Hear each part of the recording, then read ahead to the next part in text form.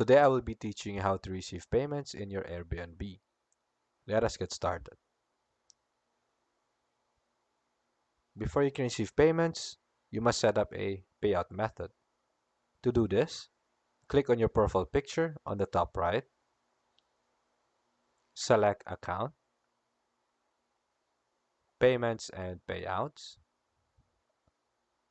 Under Payouts, click Add Payout Method.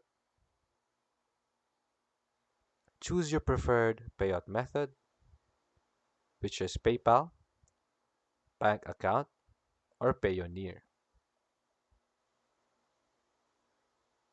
Do take note, the available payout methods vary by country.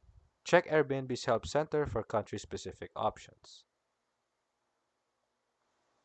Also, if you are a new host, your first payout may take longer, up to 30 days, as a security measure. Now, Airbnb releases payments 24 hours after a guest checks in. However, the time it takes for you to receive the money depends on your chosen payout method. If it's via PayPal, it should be within 1 business day. Via bank account, should be 3 to 5 business days. Payoneer or other methods, this will vary, so you can check with your provider. And that is how you set up your payout method to be able to receive payments in Airbnb.